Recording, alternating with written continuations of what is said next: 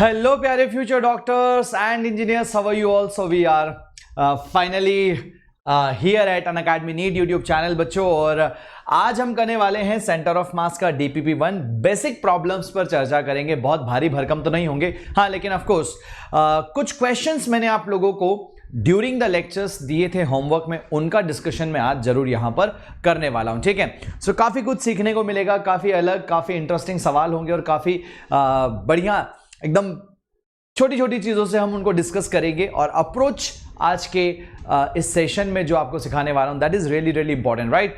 So guys, this side Mahendra Singh, B Tech gold medallist, your NEET coach, motivation speaker with more than 9+ years of teaching experience, ट्यूटेड and mentor millions of students, right? और कई सारी ranks produce करी हैं, right लेकिन आप लोगों का प्यार और जो मोहब्बत है वो सबसे ज्यादा ऊपर है, सर्वोपरि है गाइज। तो आप देख रहे हैं प्यारा सा चैनल अनअकैडमी नीट, और अगर आपने अभी तक इसको सब्सक्राइब नहीं किया है तो प्लीज सब्सक्राइब सबसे पहले कर लीजिए और बेल आइकन हिट जरूर कर देना, राइट? लीड यहां पर livedaily.me/need इस URL को जब आप एंटर करते हैं अपने फोन के ब्राउजर में, तो जो भी अभी तक हमने पढ़ाया है entire index will be available, right? जो कुछ भी सिलेबस आपको चाहिए वो इंडेक्स के फॉर्मेट में अवेलेबल है, तो वहीं के वहीं वीडियोस और वहीं के वहीं आप लोगों को PDF नोट्स भी मिल जाते हैं। Unacademy subscription India's biggest learning platform है, अनलिमिटेड एक्सेस आपको मिल जाता है, ठीक है। और अनलिमिटेड एक्सेस का बेनिफिट अगर आप लेना चाहते हैं तो खैर अब तो यहां पर प्राइसेस हाइक हो चुके हैं, तो अब यहां पर आप कोड यूज कर सकते हैं गाइज, MS लाइव, और MS लाइव कोड के साथ आप यहां पर क्या कर सकते हैं, चीजों को यूज कर सकते हैं और मैक्सिमम पॉसिबल डिस्काउंट के साथ आप यहां पर एक्सेस कर सकते हैं अपने लिए क्वालिटी एजुकेशन। ओके गाइज, तो ज्यादा वक्त बिल्कुल नहीं लेंगे। Centre of mass DPP-1 basic problems हैं, ठीक है। सो वीडियो को पॉज करना एंड न्यूमेरिकल को सॉल्व करना और उसके बाद में फिर प्ले करके देख लेना कि भाई कैसे यहां पर सर अप्रोच कर रहे हैं। पहला सवाल बहुत इजी है, मैंने जैसा कि कहा कि बेसिक क्वेश्चंस के साथ स्टार्ट करेंगे। So first question in front of you, two identical balls each of radius 10 centimeter are placed touching each other. The distance of their center of mass from the point of contact is, ये है इन दोनों spherical balls का point of contact, यहां से इनका centre of मास कहां होगा, from here, right? तो बड़ा सिंपल सा सवाल है, आप लोगों ने अभी तक आंसर जज भी कर लिया होगा। आप अगर कर रहे हैं तो पॉज करके कर सकते हैं बच्चों। देखो क्या की कॉन्सेप्ट है, ये वाला जो आपको लाइन दिख रहा है sir, this is your x axis, ये कौन सा हो गया बच्चों, ये आपका एक्स एक्सिस हो गया। सिमेट्रिक है क्या अबाउट इसके, तो आप बोलेंगे yes sir, of course this is आपका सिमेट्रिक है ना, इसके अबाउट सिस्टम आपका सिमेट्रिक है। अगर आप यहां पर एक लाइन ड्रॉप करेंगे तो इसके अबाउट भी क्या हो गया सर, ये भी एक्सिस ऑफ सिमेट्री हो गया, ये भी क्या हो गया बच्चों आपका एक्सिस ऑफ सिमेट्री हो गया। दोनों ही एक्सिस ऑफ सिमेट्री है, तो इसका सेंटर ऑफ मास यहीं पर लाई करेगा, पॉइंट ऑफ कॉन्टेक्ट पर ही लाई करेगा। Centre of mass will be at the point of contact itself. तो आप यहां पर आंसर बोलेंगे सर, करेक्ट ऑप्शन हो जाएगा 0, यानी कि ऑप्शन ए। हाँ, ये जरूर होता कि अगर मैं यहां इस लाइन से पूछता तो फिर इसके डायमीटर के बराबर हो जाता, दैट मींस अगर 10 सेंटीमीटर का है तो आंसर 20 सेंटीमीटर हो जाता। अगर आप यहां से लेते तो आंसर -20 सेंटीमीटर हो जाता, ठीक है। सो डिपेंड कर रहा है from where you are taking the centre of mass. अगर इसी सवाल में रेफरेंस एक्सिस अगर पास हो रहा होता from the centre of one of the sphere, तो फिर ये 10 सेंटीमीटर दूर होता बच्चों, फिर सेंटर ऑफ मास कहां होता, यहां होता, 10 सेंटीमीटर दूर हो जाता। रेफरेंस एक्सिस के बदलने से उससे सेंटर ऑफ मास का डिस्टेंस बदल जाएगा, लेकिन सिस्टम का सेंटर ऑफ मास तो यहीं रहेगा बच्चों। This is the location of centre of mass, this is the location of क्या है बच्चों, ये आपके सेंटर ऑफ मास की लोकेशन हो गई, ठीक है। सो पहला सवाल बहुत बहुत बहुत इजी था, ठीक है, वार्म अप करने के लिए। दूसरा सवाल आप अगर रीड करेंगे सेम सेंस पर है, लेकिन थोड़ा सा मतलब डिफरेंट पर्सपेक्टिव से सोचने का है, आप पर डिपेंड करता है आप उसे न्यूमेरिकल वे में सॉल्व करते हैं या फिर आप अपने इंट्यूशन से सही जवाब दे देंगे। चलो करो सर जरा इस सवाल को। 4 identical spheres each of radius 10 centimeter and mass 1 kg are placed on a horizontal surface touching one another so that their centers are located at the corners of a square of side 20 centimeter. What is the distance of their center of mass from the center of either sphere, किसी भी sphere के centre से इस geometry का centre of मास क्या होगा? ऐसे 4 sphere है, 1 2 3 4, ठीक है, और एक दूसरे को टच कर रहे हैं लाइक दिस, ठीक है। 4 sphere are there and they are touching each other, और उनके सारे जो सेंटर्स हैं वो एक स्क्वायर के कॉर्नर पर हैं, और वो स्क्वायर का साइड कितना है बच्चों? 20 सेंटीमीटर। देखते ही सवाल हो जाएगा, ये देखते ही सवाल हो जाएगा। बस अब देखना ये है कि आप में से कितने बच्चे इसको सही तरीके से कर पाते हैं और कितने बच्चे इसमें उलझ जाते हैं, राइट। चलो, तो आप पोज कर सकते हैं, ट्राई कर सकते हैं, ऐसे ही करिएगा बच्चों, बिकॉज जब आप पोज करेंगे, आप ट्राई करेंगे तो आप ज्यादा सीखेंगे, ठीक है। फिर उसके बाद अगर दिक्कत आती है तो आप वीडियो सॉल्यूशन देखिएगा। चलिए, तो मैं यहां पर कर रहा हूं इसको स्टार्ट। ये क्या था सर? 10 सेंटीमीटर की रेडियस का, है ना, मतलब ये वाली वैल्यू आपकी 10 सेंटीमीटर है, ये वाली वैल्यू भी आपकी 10 सेंटीमीटर है। जो गिवन क्वेश्चन था ना, उस ज्योमेट्री को मैंने ऐसे बनाया, देखो 4 स्फीयर है, 4 स्फीयर है, और चारों स्फीयर के जो सेंटर है वो कहां पर है बच्चे? चारों स्फीयर के जो सेंटर है वो है यहां पर स्फीयर के, है ना, स्फीयर के जो सेंटर है वो कॉर्नर ऑफ स्क्वायर पर है बच्चों, राइट। बहुत बढ़िया। अब अगर आप देखेंगे सर, देखकर समझ में आ रहा है कि सर सेंटर ऑफ मास यहां होना चाहिए। This is the point of centre of mass, everyone, this is the point of centre of मास, क्योंकि सिमेट्रिक है ना। यहां पर भी अगर आप देखोगे लाइन ऑफ सिमेट्री, ये भी अगर आप देखोगे लाइन ऑफ सिमेट्री, और 2 लाइन ऑफ सिमेट्री जहां पर एक दूसरे को इंटरसेक्ट करती है वहीं पर सेंटर ऑफ मास लोकेट होता है, ठीक है। सो ये 20 है, यहां से लगाकर यहां तक का वैल्यू भी कितना होगा सर? 20 सेंटीमीटर ही होगा। अब किसी भी स्फीयर से इस सेंटर ऑफ मास का जो सेपरेशन है वो आपको पता है कि सर ये √2 है, तो ये आपका a/√2 होगा। कितना होगा बच्चे? a/√2। सॉल्व कर लेते हैं सर, सॉल्व कर लेते हैं। तो आंसर क्या आएगा सर? सेंटर ऑफ मास का जो पोजीशन है ना, location of centre of mass from one of the sphere, ठीक है, one of the centre of the sphere, तो ये हो जाएगा सर इक्वल टू आपका a/√2, और a का वैल्यू तुम कितना बोलोगे सर? 20 डिवाइडेड बाय √2, √2 से मल्टीप्लाई करो, √2 से डिवाइड करो, तो यहां पर आप बोलोगे सर ये √2 होके इसको 10 कर देगा, तो आंसर आया सर 10√2, एंड 10√2 का मतलब है sir 10 multiply by 1.414, so that comes out to be sir 14.14 centimetre. 14.14 centimetre अगर आप देखेंगे तो कहीं पर भी मैच नहीं कर रहा, दैट मींस ये ऑप्शन आपका डी होगा, सॉरी, तो यहां पर नन हो जाएगा बच्चों। क्या हो जाएगा? नन। अब सेंटर ऑफ मास का फॉर्मूला ही नहीं लगाया, है ना। मैंने आपसे क्या कहा कि आज हम बेसिक प्रॉब्लम्स कर रहे हैं जिनमें सेंटर ऑफ मास के फॉर्मूले की जरूरत ही नहीं पड़ेगी, बहुत कम जगह लगाना पड़ेगा, बाकी सारे सवाल ऐसे ही हो जाएंगे। जो नॉलेज आप लोगों ने लेक्चर में सीखा है उस नॉलेज का बस इंप्लीमेंटेशन है, ठीक है। था ना इजी सवाल? बढ़िया, चलो आगे बढ़ते हैं। अब यहां पर बोला है 2 atoms of the hydrogen are placed at R1 and R2, their centre of mass is. अब इस सवाल में अगर हम देखें तो 2 हाइड्रोजन एटम्स के बारे में बात कर रहे हैं और उनके पोजीशन कोऑर्डिनेट्स गिवन हैं, R1 वेक्टर और R2 वेक्टर। आप पॉज करना और पॉज करने के बाद में खुद सोचना कि इसका आंसर क्या होगा, ठीक है। आज आप लोगों को यहां पर जो है देखना है। तो बच्चों अगर ऑप्शंस की बात करेंगे, सर ऑप्शन ए हो गया, सर ये ऑप्शन बी हो गया, सर ये ऑप्शन सी हो गया, और ये ऑप्शन आपका डी हो गया। अब सेंटर ऑफ मास क्या होता है बच्चों? सेंटर ऑफ मास की अगर हम बात करें तो बेसिकली ये होता है वेटेड एवरेज। ये कैसा होता है सर? तो आपने यहां पर पढ़ा हुआ इसके बारे में, ठीक है। कैसा होता है बच्चों? ये तो वेटेड एवरेज होता है, और अगर ये वेटेड एवरेज है तो फिर यहां पर ये सवाल बहुत इजीली हो जाएगा। m1 r1 plus m2 r2 divided by क्या करोगे? m1 प्लस m2, और सिंस 2 हाइड्रोजन एटम्स की बात कर रहा है तो ये कंडीशन हो गई कि सर आपका m1 is equals to m2 is equals to m हो जाएगा बच्चों। तो अगर आप फॉर्मूला लगाओगे भी सही तो क्या होगा? m r1 plus m r2, और नीचे क्या हो जाएगा? m plus m2m, m common होके कैंसिल आउट हो जाएगा, तो करेक्ट ऑप्शन हो गया बी। मतलब आज के इस लेक्चर में बस वैसे ही सवाल है जिन्हें देखकर सोचोगे, टिक करोगे, ठीक है। और ऐसे क्वेश्चंस अभी अगर एज ऑफ नाउ में नीट 2020 के डिफिकल्टी लेवल को हम अगर अज्यूम करके चले बच्चों कि वैसा या उसके आसपास अगर आता है तो इसी तरह के क्वेश्चंस आप एक्सपेक्ट कर सकते हैं आपके एग्जामिनेशन में, राइट। अगला सवाल है, यहां पर देखो जरा क्या है। The separation between the carbon and oxygen molecule in CO is, है ना, कार्बन मोनोऑक्साइड में जो यहां पर कार्बन और जो ऑक्सीजन मॉलिक्यूल है उनकी बीच की जो दूरी है वो है 0.12 nanometre. Okay, very good. What is the distance of centre of mass from the carbon atom? यार सीधी सी बात है, कार्बन का मास जो होता है वो 12 होता है बच्चों, है ना। यहां पर अगर ऑक्सीजन की बात करेंगे तो कितना हो जाएगा, 16 हो जाएगा। तो सीधी सी बात हो जाती है सर क्या लिखोगे, ये तो वैसे ही सवाल हो गया अगर आपने इसको लिया रेफरेंस, और कहा भी है उसने क्वेश्चन में फ्रॉम कार्बन एटम। तो कार्बन एटम से ऑक्सीजन कितनी दूर पर है बच्चों, तो पहले आप लिखोगे सर 12 मल्टीप्लाई बाय 0 प्लस आप लिखोगे सर 16 मल्टीप्लाई बाय 0.12 और नीचे आप लिखेंगे सर टोटल मास कितना हो जाएगा 12 और 16। तो इन दोनों को अगर आप जोड़ेंगे बच्चों तो ये होगा आपका 28, ठीक है 28। सो क्या आंसर आ रहा है सर 16 डिवाइडेड बाय आप बोलोगे सर 28 मल्टीप्लाई बाय 0.12 हो गया, इजंट इट।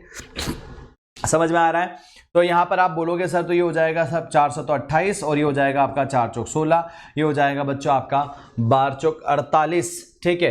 तो लगभग अगर आप यहां पर देखोगे तो मेरे ख्याल से आप लोगों को समझ में आ गया होगा कि सर दिस विल बिकम 0.48, ठीक है, और ये हो जाएगा sir 7।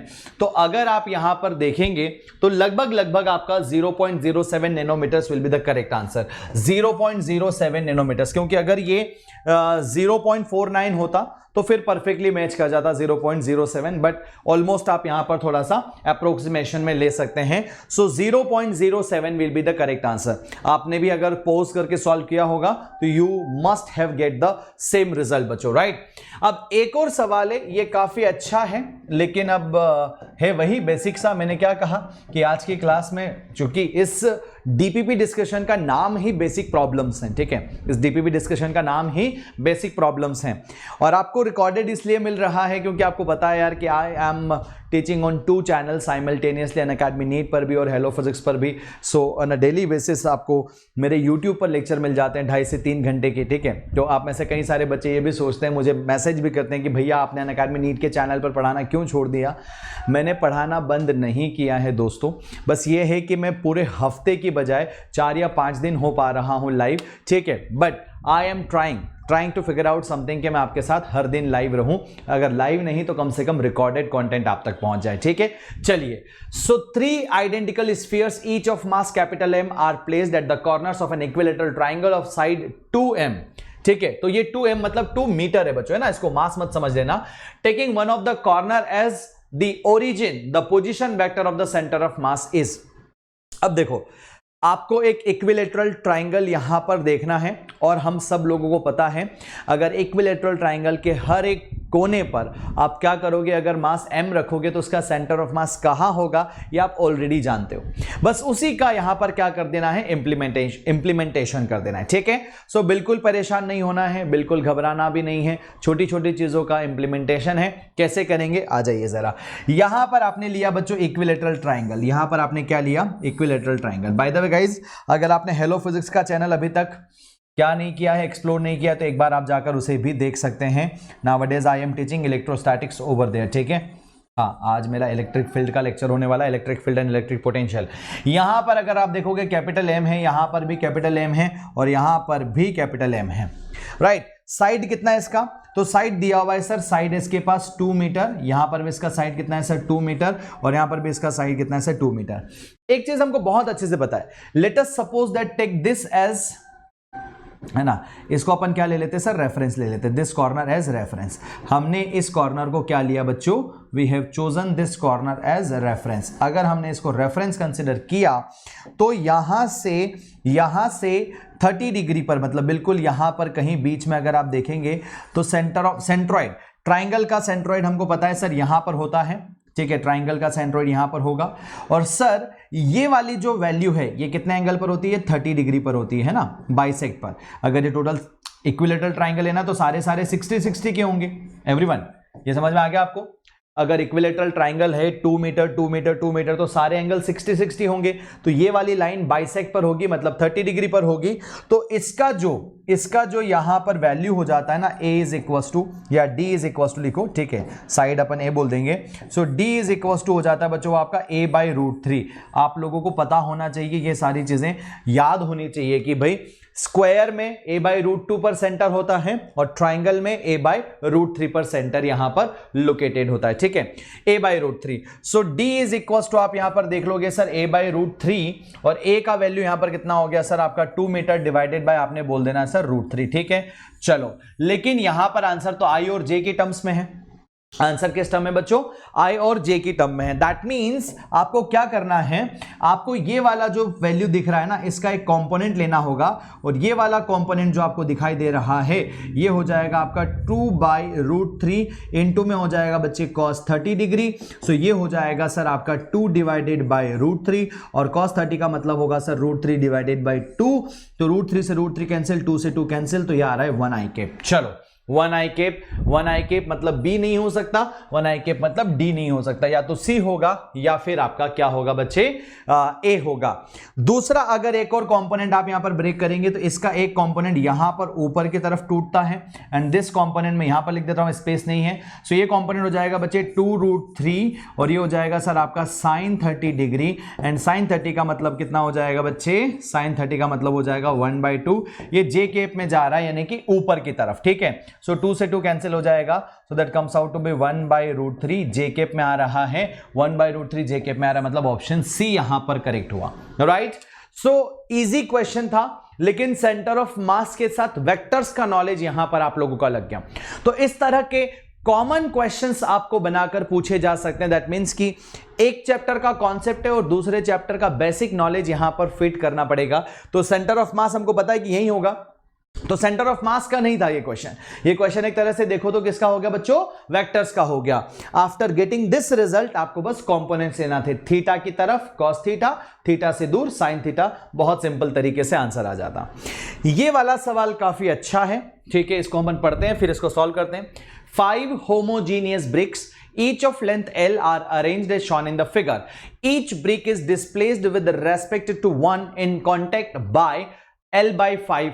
Find the x coordinate of the center of mass relative to the origin O is. अच्छा, सबसे पहली बात आपको ये क्यों पूछा कि आपको x centre of mass calculate करना है, क्योंकि ये x एक्सिस के अबाउट सिमेट्रिक है तो इसका y सेंटर ऑफ मास 0 होगा। This is symmetric about x axis, जो इसका y सेंटर ऑफ मास 0 हो गया। तो अगर आप यहां पर एक रेफरेंस लाइन की बात करेंगे बच्चों, if you choose the reference line over here like this, तो ये हो गया सर आपके लिए क्या, तो ये हो गया आप लोगों के लिए रेफरेंस एक्सिस। और आप इस रेफरेंस एक्सिस को जब ऑब्जर्व करेंगे, ठीक है, तो अगर ये L है तो यहां से लगाकर यहां तक का डिस्टेंस कितना हो जाएगा सर, थोड़ा सा कैलकुलेशन में लंबा जाएगा, ये L/2 हो जाएगा। फिर ये वाला जो डिस्प्लेसमेंट है, ये जो डिस्प्लेसमेंट है, जो सेकंड वाला ब्रिक है, आप लोगों ने पोज करके सॉल्व करना स्टार्ट कर दिया होगा, पहले खुद से ट्राई करो, नहीं आता है तो फिर प्ले करके सॉल्यूशन देख लेना, ठीक है। सो ये वाला जो है आपने L/5 इसको डिस्प्लेस किया, फिर ये वाला भी L/5, मतलब ये वाली वैल्यू कितनी हो जाएगी सर 2L/5, ठीक है। पहले वाला प्लैंक है, दूसरे वाला प्लैंक है, तो दूसरे वाला प्लैंक पहले प्लैंक के कंपैरिजन में L/5 आगे है और तीसरा वाला जो प्लैंक है वो किसके, दूसरे के कंपैरिजन में L/5 आगे है, तो इस रेफरेंस एक्सिस से वो 2L/5 हो जाएगा, ठीक है बच्चों। तो अगर आप देखिए तो ये 1 है तो आप इसको भी 1 बोल दो और आप इसको भी 2 बोल दो, क्योंकि ये सिमेट्रिक है बिल्कुल, जैसा 1 ऊपर है वैसा 1 ऊपर है, जैसा 1 नीचे वैसा 1 ऊपर, जैसा 2 नीचे वैसा 2 ऊपर। तो कुल मिलाकर अगर आप यहां पर कैलकुलेशन करते हैं, सबका मास हम कंसीडर कर लेते हैं m, सबका मास हम क्या कर लेते हैं बच्चों, m कंसीडर कर लेते हैं, बिकॉज एक जैसे ब्रिक्स हैं यहां पर। So x centre of mass अगर आप यहां पर कैलकुलेट करेंगे, that comes out to be m1 x1 plus आप यहां पर लिखेंगे सर m2 x2 प्लस आप यहां पर लिखेंगे बच्चों m3 x3 प्लस आप यहां पर लिखेंगे सर m4 x4 प्लस आप यहां पर लिखेंगे sir m5 x5 and whole divided by आपको टोटल मास लिखना होगा। सो आप लिखेंगे सर m1 प्लस आप लिखेंगे m2 प्लस आप यहां पर लिखेंगे सर m3 प्लस आप यहां पर लिखेंगे m4 एंड प्लस आप यहां पर लिखेंगे m5। सो अब देखो जरा, पहले वाले का जो अगर आप इस रेफरेंस एक्सिस से देखोगे तो पहला वाला L/2 की लोकेशन पर सेंटर ऑफ मास है उसका, और ऊपर वाले का भी सेम लोकेशन पर सेंटर ऑफ मास है। तो मैं लिखूंगा सर यहां पर m इंटू में आप लिखेंगे सर L/2 और इसमें मल्टीप्लाई बाय 2 कर देना, क्योंकि जैसा नीचे है वैसा ऊपर है। क्यों मैंने 2 से मल्टीप्लाई किया बच्चों, बिकॉज जैसी एक ब्रिक नीचे है, similar to that same brick same distance पर सेम सेंटर ऑफ मास के साथ सेम मास के साथ ऊपर भी है, तो मल्टीप्लाई बाय 2 हो गया। प्लस यहां पर आप क्या बोलेंगे, ये वाला यहां से देखो, सेकेंड वाले ब्रिक का अगर आप देखोगे तो यहां से L/2 होगा और उसमें L/5 ऐड करोगे, मतलब हो जाएगा सर आपका m। L/2 तो ब्रिक से है, प्लस l/5 आपको लेना पड़ेगा किसका, रेफरेंस एक्सिस है, और इसमें भी मल्टीप्लाई बाय 2 करोगे, इसमें भी मल्टीप्लाई बाय 2 करोगे। और एक और चीज, अब बस बचा यहां पर मल्टीप्लाई बाय 2 क्यों किया, क्योंकि जैसा 2 नीचे है वैसा ही 2 आपका ऊपर भी है। 3 वाले के लिए लिखोगे सर आप यहां पर m इनटू में हो जाएगा सर आपका l/2 और प्लस हो जाएगा सर दिस इज आपका 2l/5, ठीक है, whole divided by total mass आप कितना रखेंगे सर, तो whole divided by total mass आपका हो जाएगा 5m। थोड़ा कैलकुलेशन है, बस है कुछ नहीं और ज्यादा, ठीक है। चलो थोड़ा सॉल्व करते हैं, एक काम करते हैं, पूरी जहान में से क्या करते बच्चों, m को कॉमन करके कैंसिल आउट कर दें, तो m तो गया, ये हो जाएगा सर आपका यहां पर बचता है सर l, ठीक है, क्या बचता है बच्चों, l बचता है ना। और यहां पर क्या बचेगा सर, एलसीएम ले लेते हैं सर, एलसीएम अगर लेंगे तो ये बनेगा 10 है ना, ये बनेगा बच्चों एलसीएम आपका 10, 5 + 2 तो 7/10 है ना, m कॉमन होके बाहर चला गया तो ये प्लस आ जाएगा सर आपका, आप बोलेंगे 7/10 मल्टीप्लाई बाय 2 है, और प्लस ये कितना हो जाएगा बच्चे आपका, तो ये हो जाएगा 9/10 हो जाएगा, एंड होल डिवाइडेड बाय आप बोलेंगे 5, ठीक है। चलो अच्छा, इसमें l मल्टीप्लाई करना, या फिर एक काम करो इसको 1 कर दो, इसको 1 कर दो और आप l बाहर कॉमन कर लो, ठीक है। अरे ऊपर ml है ना, तो ml बाहर कर दो, इसका सॉल्यूशन आ जाएगा सर, एलसीएम आएगा 10, ठीक है, 5 + 2 हो गया 7, इसका एलसीएम आ जाएगा 10, ये हो जाएगा 5 + 2 मल्टीप्लाई बाय 2 4, तो 5 + 2 हो गया 9, ठीक है, 5 + 4 सॉरी। सो अगर आपने 10 एलसीएम लिया, अगर आपने एलसीएम कितना लिया बच्चों 10, ये हो गया आपका 5, यहां पर आपको l एज इट इज रखना है। आपने अगर 10 एलसीएम लिया तो यहां पर आपने लिखेंगे सर 10, और ये हो जाएगा 10 एलसीएम लेने पर ये 10 हो जाएगा बच्चों, तो दिस इज आपका 10 प्लस हो जाएगा सर कितना आपका 14, या फिर एक काम करते हैं ना, एक काम करते हैं, इसको तो 5 कर दो, इसको तो 5 कर दो, ठीक है, इसको 5 कर दो, 5 अगर कर दिया तो ये कितना हो जाएगा, 7 दूनी 14, तो वैसे भी वही आ रहा था, मतलब कोई फर्क नहीं पड़ रहा था, वैसे भी 14 ही बना, और प्लस ये कितना हो गया सर आपका 9 हो गया, तो यार कितना लंबा जा रहा है, ये हो गया सर 24 और 6 हो जाएगा 30, और 3 33 33 डिवाइडेड बाई कितना हो जाएगा सर, तो आप बोलेंगे 50 इंटू में l हो जाएगा, इजंट इट, यस और नो। तो आप यहां पर बोलेंगे 33 डिवाइडेड बाई 50, तो कहीं कटता पिटता तो है नहीं, और कुछ कट पिट अगर नहीं रहा है तो आप यहां पर बोलेंगे sir option D is there, right. क्या आ रहा है बच्चों, ऑप्शन डी इज देयर। तो हमने कुछ नहीं किया इस क्वेश्चन में, नीचे वाली ब्रिक और ऊपर वाली ब्रिक बिल्कुल एक जैसी थी, ठीक है, दोनों ब्रिक्स एक जैसी थी आपकी। सो नीचे वाली ब्रिक का जो सेंटर ऑफ मास था वो l/2 पर था, ऊपर वाली ब्रिक का भी सेंटर ऑफ मास l/2 पर था। फिर सेकेंड वाली ब्रिक जो है ना, उसका सेंटर ऑफ मास ब्रिक की लेंथ से l/2 पर था, लेकिन आपको l/5 ऐड करना पड़ेगा, क्योंकि उसने बोला है every brick is displaces by l/5 with respect to the previous one. तो यहां से यहां तक का जो सेपरेशन है l/5 प्लस l/2 आपको कंसीडर करना था।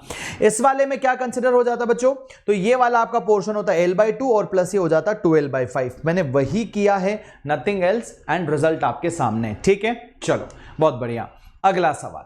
अब ये मोमेंटम के कंजर्वेशन का सवाल है बच्चों, मोमेंटम के कंजर्वेशन का सवाल है। अभी हम सेंटर ऑफ मास के 2-3 डीपीपीज और करेंगे, ठीक है, एंड उसके बाद फिर हम कोलिजन के डीपीपीस करेंगे। तो वैसे तो देखो क्या है कि मैं लेक्चर्स में ही बहुत सारे सवाल आप लोगों को करवा देता हूं, ठीक है, इसलिए मेरे लेक्चर्स थोड़े से ज्यादा हो जाते हैं कॉम्पिटिटिवली। सो लेक्चर्स में मैं बहुत सारे सवाल करवाता हूं, डीपीपीस में भी आप यहां पर देख सकते हैं, right. A shell is fired from a cannon with velocity v at an angle theta with the horizontal direction. At the highest point in its path, it explodes into 2 pieces of equal mass. One of the piece retraces its path to the cannon. Then the speed in meter per second of the other piece immediately after the explosion will be. अब ये सवाल बहुत standard है। अगर आप लोगों ने momentum conservation के क्वेश्चंस प्रैक्टिस करे होंगे तो डेफिनेटली ऐसा सवाल आप पहले भी सॉल्व कर चुके होंगे। जो पहली बार देख रहे हैं वीडियो को पॉज करो और उसके बाद में आप इसको पेपर और पेन उठाकर ट्राई करो। अब बच्चों ऐसा है देखो कि अगर आपने चलो देखते हैं जरा इसको, बहुत सिंपल है, बहुत सिंपल है, ठीक है, बहुत ही सिंपल है। यहां से क्या करना है, किसी एंगल पर, यहां से आपने किसी एंगल पर v वेलोसिटी से किसी angle, and that angle is theta, फेंका।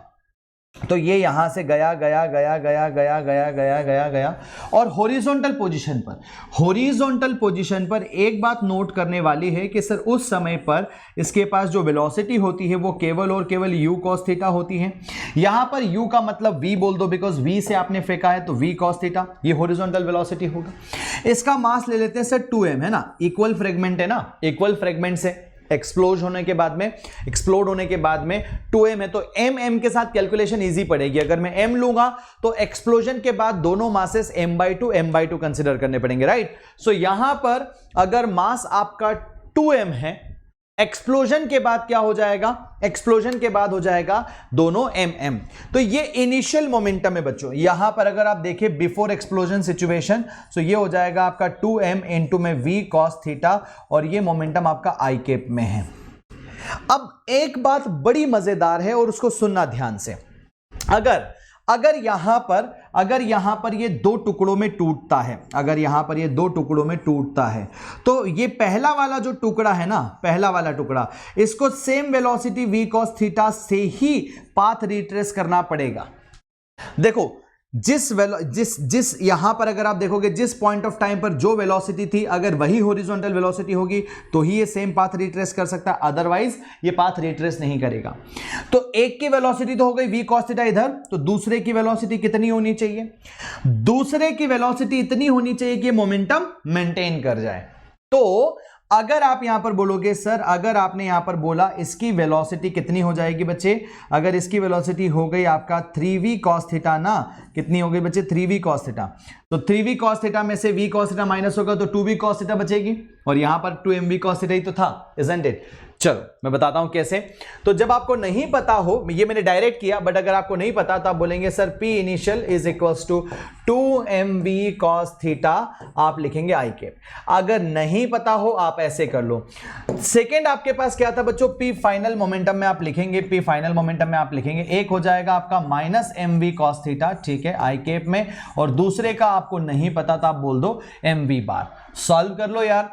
P initial is equals to, जब आप P फाइनल लिखोगे है ना वेक्टर नोटेशन में, so that comes out to be 2mv cos theta i cap, और ये हो जाएगा सर माइनस आपका mv cos theta i cap, and plus हो जाएगा सर आपका mv बार। सो यहां से कैलकुलेट करने पर देखो mv cos थीटा पॉजिटिव, ये माइनस mv cos थीटा इधर आके 3 हो जाएगा, सो आंसर आ जाएगा बच्चों आपका 3v cos theta i cap में। तो समझ में आ गया कि एक पार्टिकल एक्सप्लोजन के बाद पाथ को रिट्रेस करेगा तो दूसरा पार्टिकल इधर जाकर कहीं पर गिरेगा, तो यहां पर 3v cos theta is the correct answer. तो बेसिक कॉन्सेप्ट्स हैं, लेकिन आपके मेडिकल एग्जामिनेशन को वेल सूट करने वाले हैं, ठीक है। इन पर बेस्ड काफी सारे ऐसे न्यूमेरिकल्स आपको मिल सकते हैं। अब ये भी एक बहुत प्यारा सवाल है, ये भी एक बहुत प्यारा सवाल है, बट अब आपको ये देखना है कि आप किस तरह से इसे अप्रोच करते हैं। 3 particles A, B and C of equal masses move with the equal speed v along the radians of an equilateral triangle, ठीक है, along the medians, sorry radians बढ़ दिया मैंने, along the medians of an equilateral triangle, they collide at the centroid O of the triangle. After collision A comes to rest while B retraces its path with the speed v. The velocity of C is then, okay देखो ये A इधर आ रहा है, ये B इधर जा रहा है, C इधर आ रहा है, यहां कोलाइड करेंगे, A वहीं रुक जाएगा, B वापस अपना पाथ रिट्रेस करेगा, तो C का स्पीड क्या होगा, कितना होगा, और उसकी डायरेक्शन क्या होगी। अब या तो ये है कि ये मोमेंटम कंजर्वेशन पे ही बेस्ड क्वेश्चन है बच्चों, मोमेंटम एंड कॉलिजन जो हम अभी स्टार्ट करें हैं चैप्टर, अभी तक मैंने केवल एक लेक्चर लिया है उसका, जिसमें मैंने आपको इंपल्स पढ़ाया है। अभी मंडे से हम कंटिन्यू करने वाले हैं कोलिजन की प्रोसेस, राइट। तो आप ये देखोगे सर यहां पर एक्चुअल में ये दिख रहा है कि सर एक की वेलोसिटी v नीचे है, ठीक है, एक की वेलोसिटी फिर यहां पर 120 डिग्री पर इधर जाएगी और दूसरे की फिर से 120 डिग्री पर कहीं इधर जाएगी। तो इन तीनों का नेट इफेक्ट क्या हो जाएगा बच्चों, अगर आप यहां पर बोलोगे कि सर मोमेंटम p1 है, ये मोमेंटम अगर p2 है और ये मोमेंटम अगर आपका p3 है, सो यहां पर ये क्या करेंगे बच्चों, कोप्लेनर वेक्टर्स शो कर रहे हैं with equal angle between them. तो यहां पर आप बोलोगे सर p इनिशियल सिस्टम का हो जाएगा 0, P इनिशियल क्या हो गया बच्चे, सिस्टम का 0 हो गया। अब ये O पॉइंट पर टकराया, ये O पॉइंट पर टकराया, ठीक है, टकराने के बाद में A तो आपका वहीं रुक गया, A तो आपका रेस्ट पर हो गया, और जो B है जो बी है वो रिट्रेस करने लगा अपना पाथ, जो बी है वो अपना पाथ रिट्रेस करने लगा सेम वेलोसिटी v से इधर। तो अगर इसके मोमेंटम की बात करो, मोमेंटम ऑफ पॉइंट बी की अगर आप बात करो तो वो क्या हो जाएगा बच्चे, वो हो जाएगा आपका mb। कितना हो जाएगा sir, mb along ob। mb कहां पर, तो आप बोलेंगे सर mb हो गया है अलोंग ob। बिना किसी कैलकुलेशन के खत्म हो जाएगा। सुनना भाई, अगर यहां टकराने के बाद में वापस अपना पाथ रिट्रेस करेगा, सो O से B की तरफ डायरेक्शन होगी ना OB। अगर इनिशियल मोमेंटम जीरो था, अगर इनिशियल मोमेंटम सिस्टम का जीरो था, तो फाइनल मोमेंटम भी तो जीरो ही होना चाहिए ना, वो थोड़ी ना कोई वैल्यू लेकर आ जाएगा, अदरवाइज तो मोमेंटम कंजर्वेशन वैलिड नहीं रहेगा। सो यहां पर जो आपका पार्टिकल है, कौन सा बच्चों, C वाला, उस C वाले को क्या करना पड़ेगा सर, आपका BO की डायरेक्शन में। कहां पर बच्चे, BO की डायरेक्शन में, क्योंकि उसका मास सेम है तो उसकी सेम वेलोसिटी से वो उधर जाएगा बच्चों अलोंग। कहां पर, तो आप बोलेंगे सर अलोंग हो जाएगा आपका BO। ठीक है, सो गाइज ये यहां पर V direction along BO, that is option D सही आता है, क्योंकि जितना मोमेंटम इधर होगा उतने मोमेंटम अगर इधर है तो यहां पर आप P फाइनल को भी क्लेम कर सकते हैं कि सर जीरो होगा। ठीक है, so this is the simple सा एनालिसिस। बस ऐसे ही आप लोगों को सोचना था और ऐसे ही आपको इसको उड़ा देना था। ठीक है, क्लियर है, isn't it. Initial momentum is zero, final momentum भी जीरो होना चाहिए था। अगर इधर mb नेगेटिव है तो इधर mb पॉजिटिव, या फिर अगर आपने इधर mb पॉजिटिव लिया तो इधर mb आपका नेगेटिव। तो आज के क्वेश्चंस में आप लोगों को लग रहा होगा कि भैया सवाल पढ़ने में बड़े लग रहे हैं, सवाल पढ़कर ऐसा लग रहा है कि अब क्या करेंगे, लेकिन जब फाइनली सॉल्व कर रहे हैं then we go to know कि यार कितनी सुपर बढ़िया अमेजिंग टेक्निक्स के साथ हम इन्हें डिस्कस कर सकते हैं या सॉल्व कर सकते हैं without taking much time. Concept clearing question से बच्चों, ये आज की डीपीपी डिस्कशन का सबसे प्यारा सवाल है। ये आज के डीपीपी डिस्कशन का सबसे प्यारा सवाल है। अ machine starts with 3 identical square plates but cuts one corner from one of them, 2 corners from the second and 3 corners from the third, ranked according to the x coordinate of their center of mass from the smallest to the largest। ठीक है, इन सारे के सारे system का x centre of मास आपको क्या करना है, यहां पर बताना है कि कहां होगा, कितना होगा, x सेंटर ऑफ मास। ठीक है, ट्राई करना समथिंग न्यू, समथिंग डिफरेंट, और इसको मैं कहूंगा क्वालिटी। ठीक है, लेकिन आप जब देखोगे तो ये इतना इजी है बच्चों, ये इतना इजी है कि आपको इसको देखकर मजा आ जाएगा। ठीक है, this is something we can say it's quality. ठीक है, बहुत बढ़िया कर रहे हैं आप।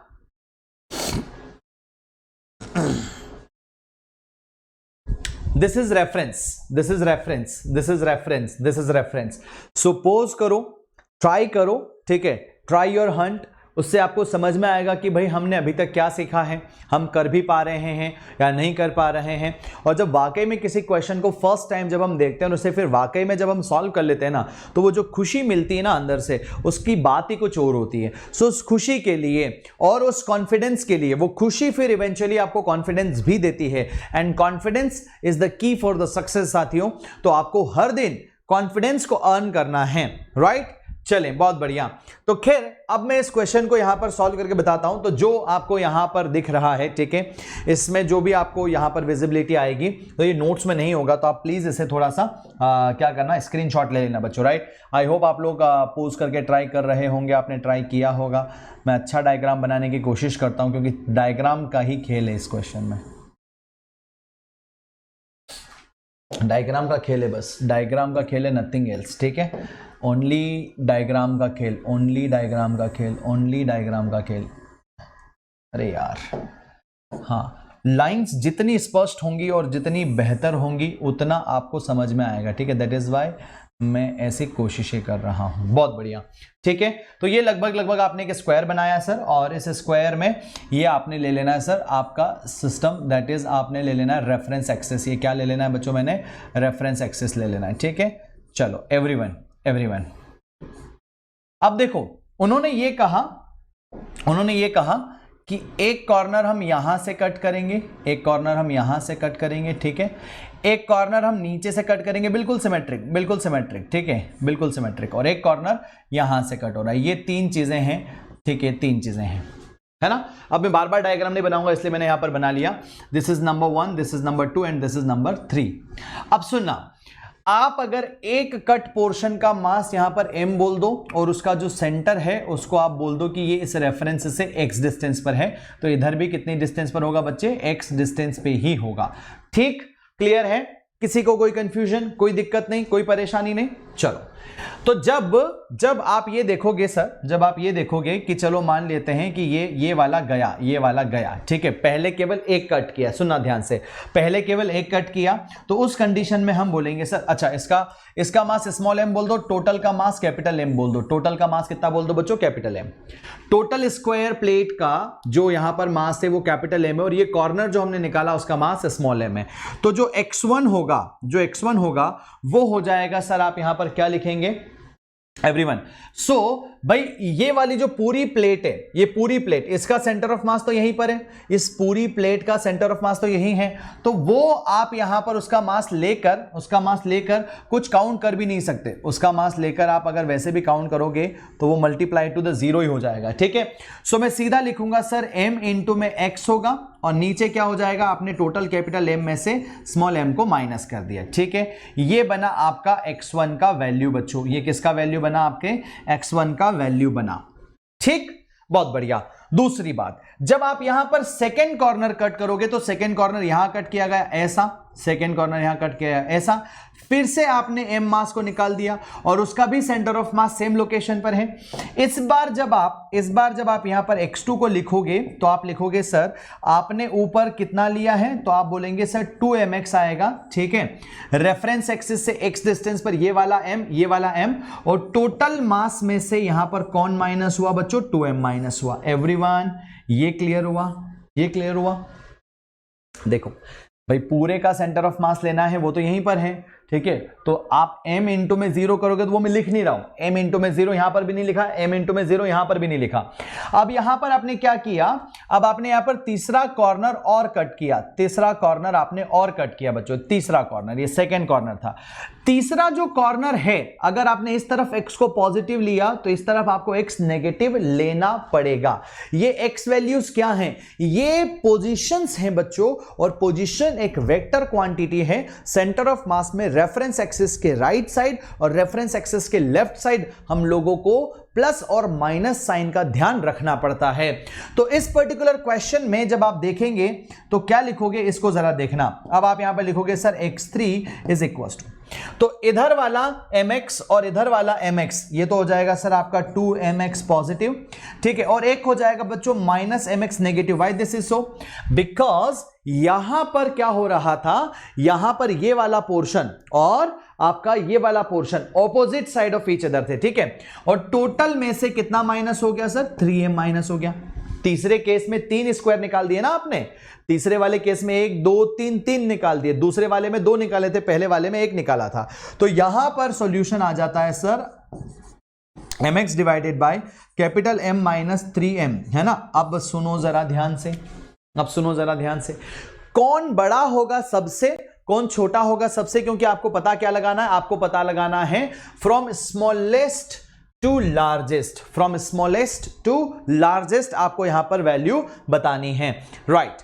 तो आप ध्यान से देखो जरा, ठीक है, यहां पर क्या हो रहा है, ये आपका mx है और यहां पर भी आपका mx है, ठीक है, यहां पर mx है और यहां पर आपका क्या है बच्चों, mx है।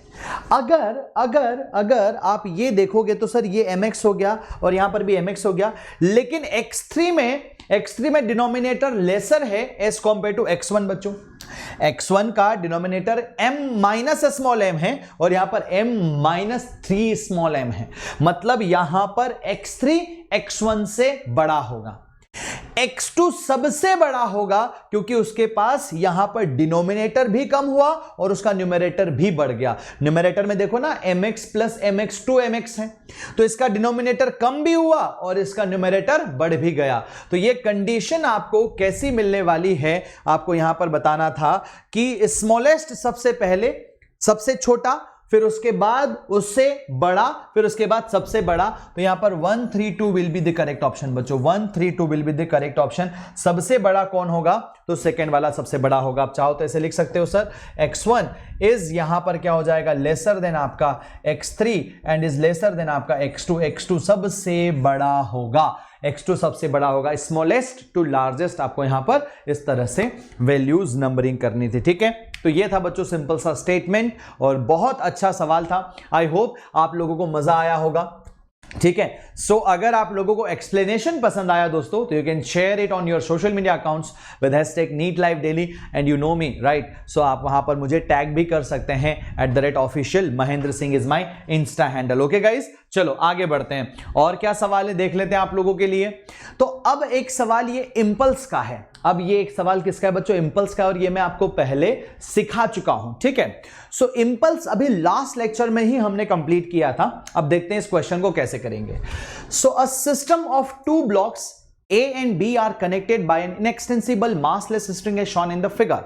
The pulley is massless and frictionless. Initially, the system is at rest. The bullet of mass small m moving with velocity u as shown in the figure as shown hits the block B and gets embedded in it. The impulse imparted by the tension force to the block of mass 3m. यहां पर जो impulse होगा ये वाला tension का impulse T.dt, ये आपसे पूछा है जो इस 3m को मिलेगा, जैसे ही जाके टकराएगा झटके से, ठीक है। तो अब आप यहां पर एक चीज फील करना। अच्छा, इनिशियली आपको यह समझ में आ रहा होगा सर, इनिशियली ये समझ में आ रहा होगा इस सिचुएशन में कि देखो ये वाला जो 3m है ना, इसके लिए देखते हैं अपन, ये वाला जो 3m है इनिशियली आपका रेस्ट पर है बच्चों। ये 3m इनिशियली कैसा है आपका, रेस्ट पर है। सिस्टम के मोमेंटम की अगर आप बात करोगे P1, तो वो तो आपका mu है इनिशियल मोमेंटम, ठीक है। सिस्टम का इनिशियल मोमेंटम आपका mu है। अब जब ये एम्बेडेड कर जाएगा तो जितनी वेलोसिटी से आपका ये m + mb नीचे आएगा, उतनी वेलोसिटी से आपका ये 3m ऊपर जाएगा बच्चों। जितनी v वेलोसिटी से ये नीचे जाएगा, उतनी v वेलोसिटी से ये ऊपर जाएगा। ये बुलेट आई टकराई, इसके अंदर एम्बेडेड हो गई। मतलब आप अगर आप यहां पर चाहें तो आप देखिए जरा, मैं यहां पर आपको लेकर चलता हूं, इधर देखना। सिस्टम कैसा था, सिस्टम ऐसा था, right. This is the last question that we are discussing today बच्चों। उसके बाद मैं 2-3 क्वेश्चन जो मैंने पहले भी होमवर्क में दिए थे, एक बार फिर से आप लोगों को ट्राई करने के लिए दूंगा, ठीक है। और मेरे ख्याल से वो हम उनका हिंट में प्रीवियस लेक्चर्स में दे चुका हूं, ठीक है। 3m है और यहां पर आप बोलेंगे कि सर यहां आपके पास क्या हो गया सर, m हो गया, ठीक है। इस तरह का था, ये m हो गया। यहां से गोली आ रही है बुलेट जिसका मास m है और कितनी वेलोसिटी से, तो आप बोलेंगे सर u वेलोसिटी से। इनिशियल मोमेंटम आप यहां पर देखोगे सर सिस्टम का, तो वो हो जाएगा सर mu, आपका डाउनवर्ड है, ठीक है, बहुत अच्छी बात है। अब जब ये आकर इसमें एम्बेडेड होगा, the moment it got embedded, तो आप यहां पर बोलेंगे कि सर आपको डायग्राम ऐसा दिखेगा, sir this is your 2m, ठीक है, this is your 2m, right. ये वेलोसिटी v से ऊपर जाएगा, ठीक है, और ये वाला क्या हो जाए, सॉरी 3m है, ये 3m है, 2m नहीं है। सो दिस इज आपका 3m एंड दिस इज आपका कितना हो जाएगा, तो आप बोलेंगे सर ये हो जाएगा 2m, क्योंकि इस m में ये यहां पर आके एम्बेडेड हो जाएगा ना, तो m + m 2m हो गया, तो ये v वेलोसिटी से जाएगा नीचे, राइट। सो कभी भी क्या करो बच्चों, आपको एक बात बताई थी कि जब दोनों मासेस स्ट्रिंग से कनेक्टेड हो और अगर दोनों ही मूविंग हो, तो जितना इंपल्स यहां इंपार्ट होता है उतना ही इंपल्स यहां पर इंपार्ट होता है। अगर आप इसको ओपन करके देखेंगे, जो टेक्निक मैंने आपको सिखाई थी ओपन करने की, राइट, ये पुली आप यहां पर बना लो और पुली में आप यहां पर इस मास को यहां पर बोल दो कि सर ये आपके पास 2m है और इसकी वेलोसिटी v है। और जब आप इस रस्सी को खोलोगे, इसकी वेलोसिटी v ऐसी है, इस रस्सी को जब आप खोलोगे तो ये आपको ऐसी दिखाई देगी, ठीक है, ऐसी दिखेगी। और यहां पर आपको मास दिखेगा कितना सर, 3m, v वेलोसिटी से नीचे आता हुआ। अब यहां पर ध्यान से सुनना, जितना इंपल्स यहां पर आपको दिख रहा है ना T.dt, जितना इंपल्स आपको यहां पर ऊपर दिख रहा है उतना इंपल्स यहां पर आपको क्या दिखेगा बच्चों, T.dt नीचे दिखेगा। तो ये वाला और ये वाला इंपल्स एक दूसरे को कैंसिल कर देते हैं, तो हम मोमेंटम कंजर्वेशन लगा सकते हैं। फाइनली क्या बोलोगे सर, 3m + 2m, मतलब आप P फाइनल में बोल सकते हो कि सर 5mv से मूव कर रहा है। अगर हम इन दोनों को क्या कर देंगे बच्चों, इक्वेट कर देंगे, अगर हम इन दोनों को इक्वेट करेंगे साथियों, राइट। सो इक्वेट करने पर आप बोलेंगे sir P initial = P final, so ये हो जाएगा सर आपका mu इज इक्वल टू, आप इसे बोलेंगे सर 5mv, m से m आप कैंसिल आउट करेंगे, सो यहां पर आपको मिलेगा v का वैल्यू कितना बच्चों, u डिवाइडेड बाय 5, v का वैल्यू कितना मिल जाएगा सर, u बाय 5 मिलेगा। अब आपसे पूछा था impulse imparted by the tension to the mass 3m। जो 3m वाला मास था वो इनिशियली रेस्ट पर था बच्चों, जो 3m वाला मास है वो इनिशियली रेस्ट पर है, और फाइनली वो क्या करने लगा, u/5 की वेलोसिटी से मूव करने लगा। तो एक चीज आप लोगों को यहां पर समझनी है, और एक चीज आपको क्या समझनी है, जो इंपल्स हमने पढ़ा था इंपल्स मोमेंटम थ्योरम से, वो आपने क्या पढ़ा था बच्चों, हमने पढ़ा था कि सर इंपल्स जो होता है, जो यहां पर हमें टेंशन का निकालना है t डॉट dt, वो हो जाएगा सर यहां पर आपका p final minus p initial. जिस भी ब्लॉक के लिए टेंशन इंपल्स कैलकुलेट करें उस ब्लॉक का इनिशियल और फाइनल मोमेंटम। सो यहां पर जो टेंशन का इंपल्स होगा इंपार्टेड टू द यहां पर 3m मास बच्चों, वो हो जाएगा आपका मास 3m है, फाइनल वेलोसिटी कितनी है उसकी, तो आप बोलेंगे सर u/5 है, और इनिशियल वेलोसिटी उसकी 0 थी, तो ये आ गया कुल मिलाकर सर 3mu डिवाइडेड बाय 5, और ये आया आपका अपवर्ड मतलब प्लस j डायरेक्शन में बच्चों, आना भी चाहिए था। ऑब्वियस सी बात है, रस्सी इसको झटका कहां देगी, ऊपर की तरफ ही देगी। So this is what you have impulse की कहानी। स्क्रीनशॉट ले लेना, ये सॉल्यूशन आपको लेक्चर के नोट्स में नहीं मिलेंगे, ठीक है बच्चों। तो यहां पर आपने देखा कि sir 3mu divided by 5 is the correct option, ठीक है। भारी भरकम लगने वाले सवालों को भी आप बहुत इत्मीनान से और बहुत इजी से सॉल्व कर सकते हैं, ये है बच्चों यहां पर बेस्ट तरीका, ठीक है। अब ये question, locate the centre of mass of the geometry shown in the figure, ये मैंने आप लोगों को एक होमवर्क दिया था, और इस होमवर्क को मैं आज यहां पर डिस्कस कर देता हूं, है ना। ये जो यहां पर आपको दिख रहा है, ये सेमी सर्कुलर डिस्क नहीं है, सबसे पहले अपने दिमाग में ये गांठ बांधो, है ना, 4r/3π आंसर करने से पहले। This is not semi circular disc, this is something which is given like that. यहां पर y is equal to sine of x है, एंड मास डिस्ट्रीब्यूटेड, यहां पर क्या है बच्चों, मास डिस्ट्रीब्यूटेड किसके ऊपर, तो आप बोलेंगे सर मास डिस्ट्रीब्यूटेड ओवर एरिया, मास डिस्ट्रीब्यूटेड ओवर एरिया बच्चों, एरिया के ऊपर डिस्ट्रीब्यूट किया हुआ है।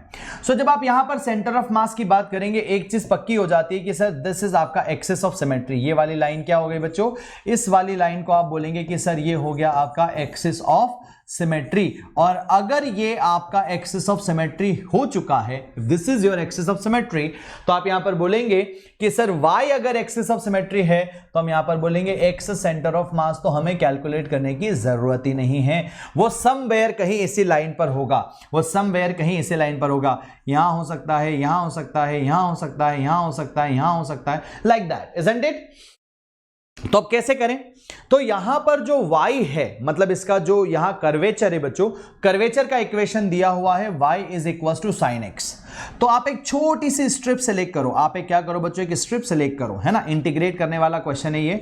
छोटी सी स्ट्रिप आप यहां पर सिलेक्ट करो, जिसका कोऑर्डिनेट अपन बोलेंगे सर y हो जाएगा, और जो कितनी लोकेशन पर है, तो x लोकेशन पर है, जिसका यहां पर थिकनेस कितना है सर, dx है, ठीक है एवरीवन। थिकनेस इसकी dx हो गई, x लोकेशन पर लोकेटेड है। रेक्टेंगुलर स्ट्रिप है बच्चों उसका, कैसा स्ट्रिप है, रेक्टेंगुलर स्ट्रिप है। तो अगर आपने इस लाइन को लिया रेफरेंस, अगर आपने इस लाइन को लिया रेफरेंस, या आपने इस, क्योंकि मुझे x सेंटर ऑफ मास तो कैलकुलेट करना ही नहीं है, मुझे y centre of mass calculate करना है, तो horizontal line will be the reference बच्चों।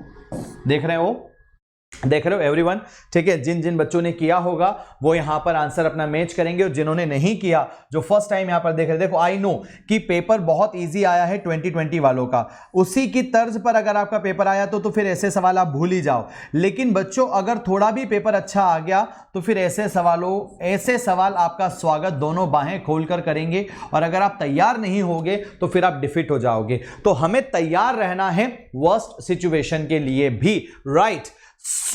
यहां पर अगर आप देख रहे हैं सर, तो y सेंटर ऑफ मास आपको कैलकुलेट करना है, तो y सेंटर ऑफ मास के लिए आप लिखेंगे इंटीग्रल ऑफ, है ना, dm इंटू में आप लिखेंगे सर y, एंड नीचे आपका यहां पर क्या हो जाएगा सर, इंटीग्रल ऑफ dm। बहुत बढ़िया, क्योंकि यहां पर सिस्टम आपका कैसा है, कॉन्टिन्यूअस मास डिस्ट्रीब्यूशन का है, जिसमें चीजें इस तरह की हैं, राइट।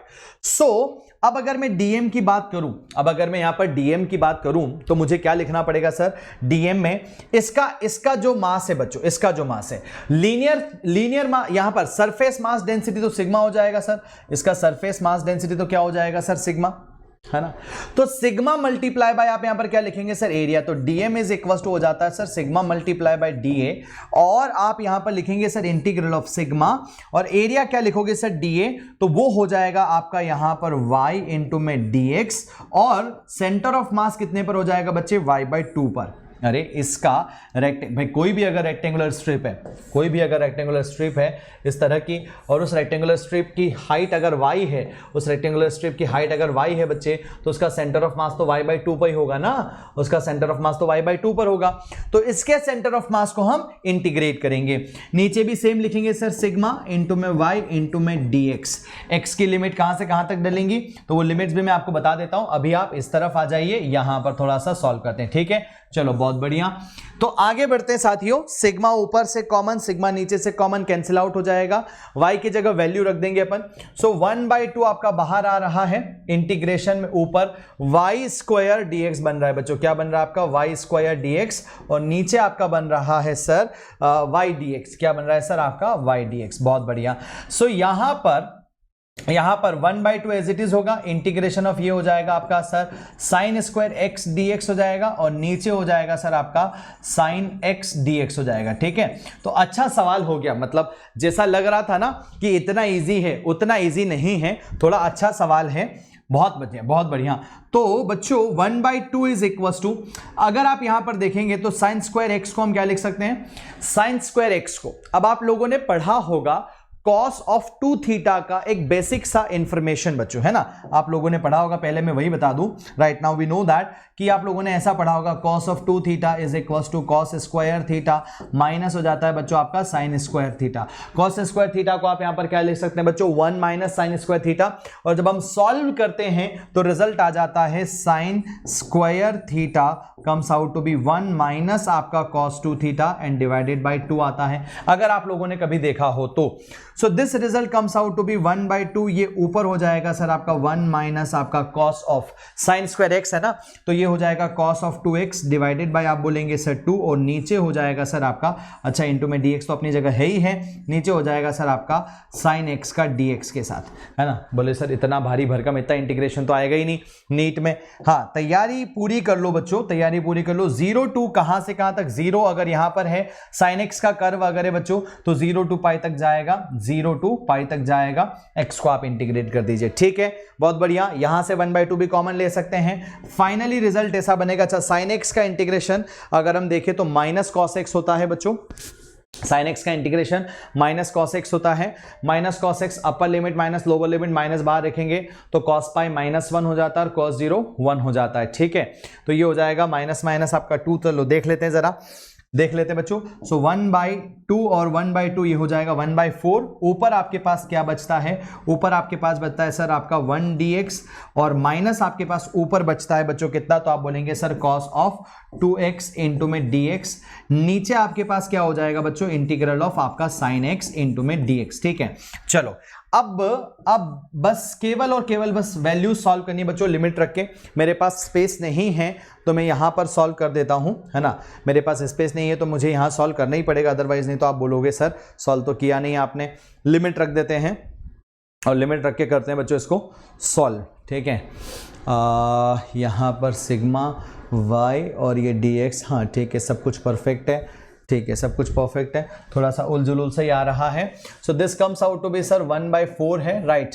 तो यहां पर अगर आप देखेंगे तो dx का इंटीग्रल यहां पर x हो जाएगा, और minus cos of 2x, cos of 2x का इंटीग्रेशन बच्चों अगर आप यहां पर देखें, आप लोगों ने फॉर्मूला पढ़ा होगा, cos ऑफ 2x dx के साथ अगर आप इसको इंटीग्रेट करते हैं तो result comes out to be यहां पर आ जाता है आपका sin ऑफ 2x, और नीचे 2 आ जाता है। क्या आ जाता है बच्चों, sin ऑफ 2x नीचे 2, तो ये हो जाएगा सर आपका sin ऑफ 2x और नीचे हो जाएगा 2। लिमिट आप रखेंगे सर 0 to पाई, नीचे जो फ्रैक्शन है, जो साइन थीटा का इंटीग्रेशन है वो माइनस यहां पर आपका cos x हो जाएगा, और लिमिट आप यहां पर डालोगे सर 0 to पाई। चलो चलते रहो। सो 1/4 एज इट इज, ठीक है, स्टेप बाय स्टेप करोगे बिल्कुल गलती नहीं होगी। ये हो जाएगा पाई, माइनस कितना हो जाएगा 1/2, ये हो जाएगा साइन, आप यहां पर बोलोगे सर 2, और इंटू में ये हो जाएगा सर पाई। जीरो वाला लिमिट डालने की जरूरत नहीं क्योंकि सब कुछ जीरो ही कर रहा है, ठीक है। यहां पर माइनस कॉस ऑफ ये हो जाएगा सर आपका पाई, माइनस माइनस प्लस हो जाएगा सर आपका कॉस ऑफ 0, ठीक है। जब भी कभी आप cos x में या जब भी कभी आप cos थीटा में लिमिट पुट करें तो वहां पर पाई 0 पाई बाय 2 इन बातों का विशेष ध्यान रखना, क्योंकि cos 0 0 नहीं होता है, ठीक है। तो यहां एक सबसे बड़ा ब्लेंडर होने का डर बना रहता है, ठीक है। चलिए, सो 1/4 ये क्या हो जाएगा आप कहानी, अब ऊपर की कहानी को अलग से देखो तो ये बन गया सर sin 2 sin 2 का वैल्यू क्या हो जाता है सर 0। sin 2 का वैल्यू क्या हो जाएगा बच्चों 0। sin पाई पे sin 2 3 4 sin n आपको यहां पर 0 ही बताता है। तो ऊपर बचा मेरे पास केवल पूरा पाई। cos ऑफ पाई -1 होता है, माइनस माइनस प्लस हो जाएगा तो ये बोलेगा बच्चों 1 प्लस ये भी कितना हो जाएगा सर आपका 1। तो कुल मिलाकर आ गया बच्चों पाई बाई 8। कितना आ गया बच्चों आपका पाई बाई 8। यहां पर इसका आ रहा है आंसर किसका, सेंटर ऑफ मास इस वाली ज्योमेट्री का, ठीक है। तो क्या करेक्ट आंसर आया बच्चों, पाई बाई 8 आया। अब जिन बच्चों ने ये सॉल्व किया था उन्हें मजा आया होगा, थोड़ा सा ये नीट से हटकर जेई की तरफ चला गया, बट ऑल्दो सवाल बहुत अच्छा है। इसी की तर्ज पर मैंने एक और क्वेश्चन आप लोगों को होमवर्क में दिया हुआ था, आप इसे घर पर ट्राई एक बार करना, फिर अगले डीपीपी में मैं इसको भी सॉल्व कर दूंगा, ठीक है। चलिए गाइस, तो I hope you enjoy today's session. यहां आप देख रहे बच्चों स्पेशल क्लासेस की हमारी टाइमिंग है, फ्री ऑफ कॉस्ट क्लासेस है। आप हर बार कहते हैं कि भैया प्लस को अफोर्ड नहीं कर सकते, है ना। I got a lot of messages from so many students, ठीक है। And literally guys I am working on something, आप सुनकर बहुत खुश होंगे उसके लिए, ठीक है। सो बहुत अच्छी न्यूज़ मैं आप लोगों के साथ शेयर करने वाला हूं बहुत जल्दी। तो यहां पर अगर आप देख रहे हैं बच्चों, तो ये स्पेशल क्लासेस ये फ्री ऑफ कॉस्ट है। हमारी पूरी टीम दिन भर पढ़ाती है अलग अलग टाइमिंग्स पर, राइट। तो ये फ्री ऑफ कॉस्ट क्लासेस है, इनके आप बेनिफिट ले सकते हैं, ठीक है। ऐसे आपको बाकी टीम्स की भी स्पेशल क्लासेस अनअकैडमी के प्लेटफॉर्म पर मिल जाती हैं। तो आप अफोर्ड नहीं कर सकते बट आप मैनेज तो कर सकते हो ना, तो अपने आप को मैनेज करना सीखे, ठीक है। लाइव डेली का यहां पर टाइम टेबल आप देख रहे हैं, ठीक है। रोजाना मेरा यहां पर टाइम टेबल जो है लाइव का वो 3 PM एंड 4 PM है, ठीक है। सो 4 बजे मैं 11th स्टैंडर्ड की फिजिक्स को लेकर आता हूं बच्चों, मंडे ट्यूसडे वेडनेसडे में। तो ये देख सकते हैं प्रीतिका मैम 11 बजे बॉटनी केमिस्ट्री में लिए, यहां पर दीपक सर 12 बजे आ जाते हैं, अनुगुप्ता सर 3 और 4 बजे फिर फिजिक्स लेकर आ जाते हैं, सीप मैम जोलॉजी 5 बजे, अनूप वसी sir chemistry 6 and 9 PM, Pradeep sir botany लेते हैं 7 PM पर और गौरव सर फिजिक्स लेते हैं 8 PM पर। सो अमेजिंग यहां पर जो है कंटेंट आपको दे रही है अनअकैडमी नीट की यूट्यूब टीम बच्चों, राइट। livedaily.me/net, इससे आप अनअकैडमी नीट के टेलीग्राम चैनल पर जुड़ जाएंगे। livedaily.me/net, इससे आप सारा सिलेबस एक्सेस कर सकते हैं। अनअकैडमी का subscription India biggest learning platform है बच्चों, और यहां पर सारे ऑप्शंस में से ये जो 2 चीजें हैं, टेस्ट सीरीज, उनकी एनालिसिस और लाइव डाउट क्लियरिंग सेशन, ये 2 चीजें ऐसी हैं जिनसे आपको सबसे ज्यादा बेनिफिट मिलता है। And because of this 2 things you have to go for Unacademy subscription, ठीक है।